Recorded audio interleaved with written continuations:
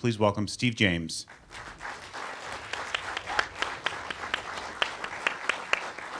Thank you, John.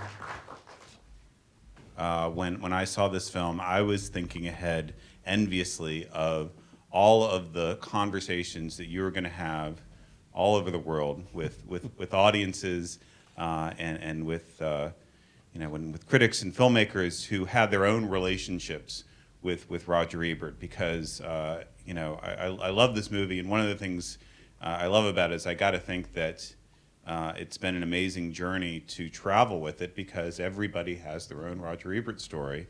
And finishing this movie, I thought was, well, that's just going to be the beginning.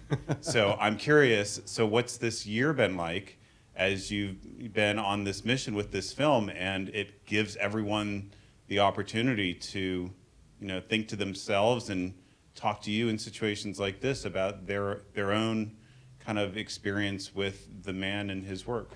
Yeah, I mean, you're right. It's like when we were finishing the film, and I want to mention we have some important colleagues here. I think they're in the back. Executive producer and a longtime colleague of mine on many different films. Gordon Quinn is back there somewhere? Oh, there he is, right here. Here he is, right down front. Gordon Quinn, and an executive producer and a co-producer on the film. Mark, are you here? He's in the back. These guys aren't speaking to each other. No.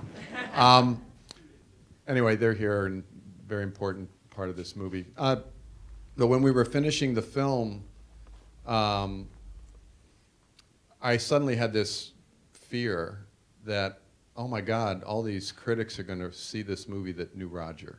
And a number of them, like guys like Todd McCarthy, met Roger when Todd, I think, was like 18 years old in Chicago, and Roger was like 25-year-old critic for the Sun-Times.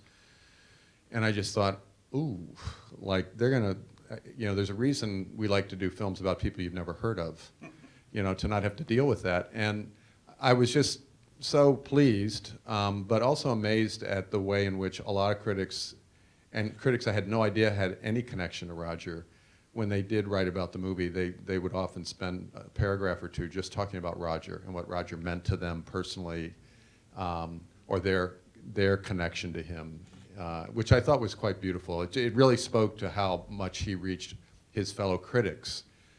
There wasn't that kind of like professional jealousy that I think is common in so much of professional businesses, and I think probably in film criticism, I would hazard to guess.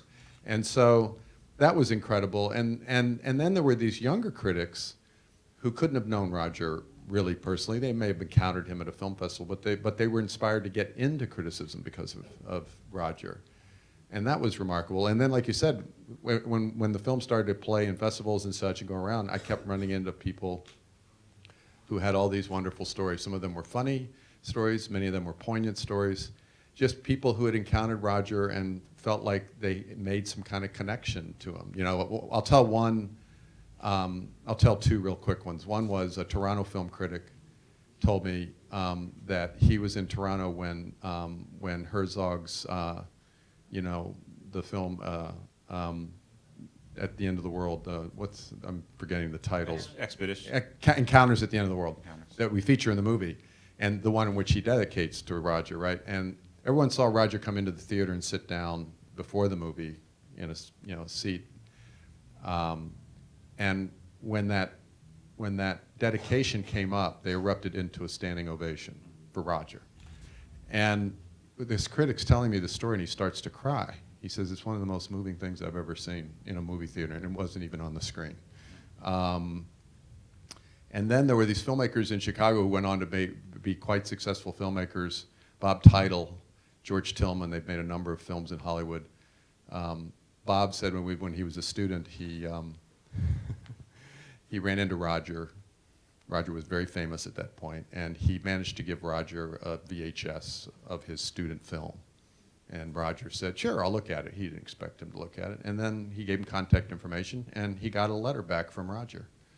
And it was like a review of the short film. And the first paragraph was really positive. The second two paragraphs were everything that was wrong with it. And the third paragraph was pretty positive. And so Bob, they took the first and last paragraph, put it together, and went to Hollywood and used it to help get themselves deals. And when they ran into Roger some years later, Roger was like, excellent. No, fortunately, I didn't get a bad review from Roger. No, I mean, maybe he took pity on me. I don't know, but I would say that on this, I did this one feature film, short, small feature film called Prefontaine. He gave me 3 stars. I think maybe if I hadn't been a Chicagoan, it might have been more of a 2.5-star review. But I wasn't going to question it, of course. Well, the surprises began with reading his memoir.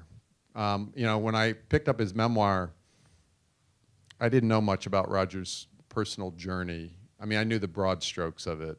I knew that he was the first critic to win the Pulitzer. I knew about the Siskel and Ebert show. I knew that he had been very courageously dealing with cancer of the jaw and thyroid in the last 8 years of his life, or longer.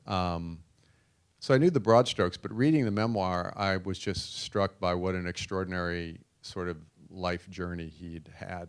And I was really struck, and this came through in the making of the film. There's that one scene after he's revealed about the cancer where we're talking to Chaz and him, and he talks about this being the third act, and that if it wasn't basically much of a third act, what kind of that would be unfortunate, And I was really struck by the way in which he kind of looked at his life like a movie, but not in a facile, shallow way. I think in a kind of extraordinarily deep way, that his life at times was a comedy, certainly during the Russ Meyer years, I think that was probably true. And the bar years in Chicago, it was sometimes a drama and sometimes it was a tragedy. And I think he kind of got that about his life, and I think he's one of those people that kind of grasped that early enough on in his life that he just kind of embraced it. And I think that's kind of where the title Life Itself for his memoir came from, which we, of course, borrowed for the film. And to see him walk that walk and live that way in the last 4 months of his life when we were filming was particularly, amazing to us, because we didn't start the film because we thought he was going to die soon. That wasn't part of our motivation. To answer the first question, I did a film, Real Paradise, some years ago where we featured Hollywood movies and we cleared all of them. And that meant clearing with the studios, the actors who were in it, and they had some famous actors in it. You know how hard it is to get Steve Martin to sign a release to get paid the SAG minimum? It's not easy. Composers, anybody.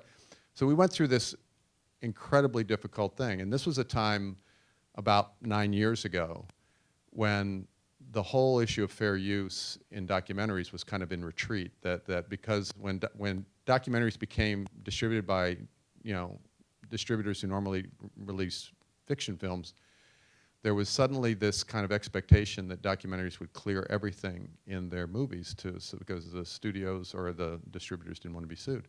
So Gordon was one of a group of people who kind of led the fight to reclaim fair use for documentary, because the law has always been there and it's a very good law.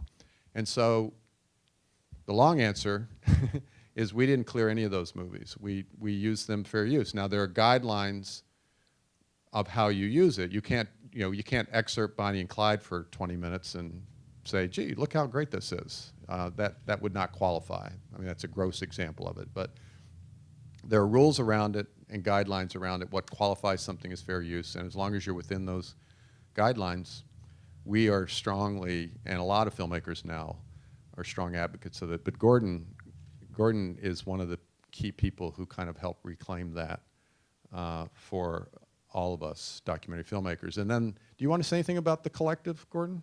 Because I wasn't around then.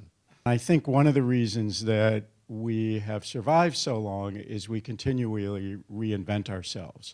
And so we were 3 guys out of college. We started this little film company. We were going to make cinema verite documentaries. We'd been influenced by people like Maysles and Leacock and Pennybaker and the early verite films. In fact, I bought my first lens from Albert Maysles. And we became politicized after we made our first couple of films. And so people started to gather around Cartemquin. Some of them were teachers, some of them were filmmakers, some of them were union organizers.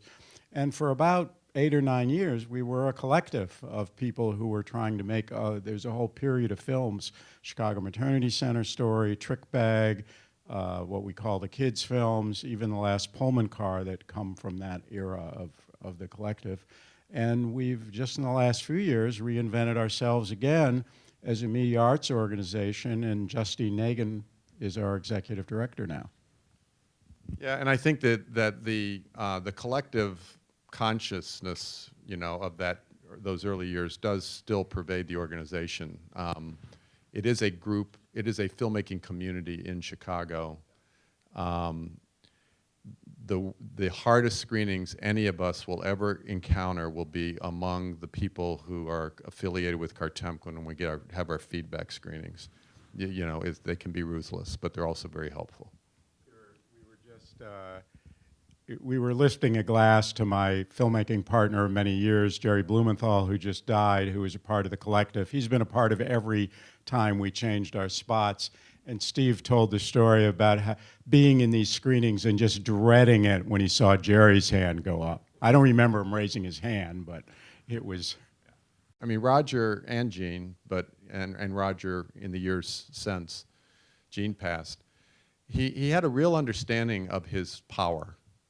But he also, in that rarest of situations, I think, a man of great power who knows actually how to use it as a true force for good, and thought about the use of that power. And it's amazing. I mean, a film that's near and dear to the city of New York, My Dinner with Andre. It's a famous story about how that film would have never gotten out of New York City if it wasn't for Siskel and Ebert. They championed that movie and actually made it a national phenomenon. And there's so many films that's true of. Hoop Dreams probably wouldn't have gotten distribution without them, because it was a 3-hour documentary about 2 kids and their families from Chicago no one had ever heard of. And their championing of it literally led to distribution for that movie. I think it would have just been one of those movies that people might have said, did you ever see that? It was on TV. Like, no. No, I didn't see that. Was it any good? Thank you for coming, Steve James.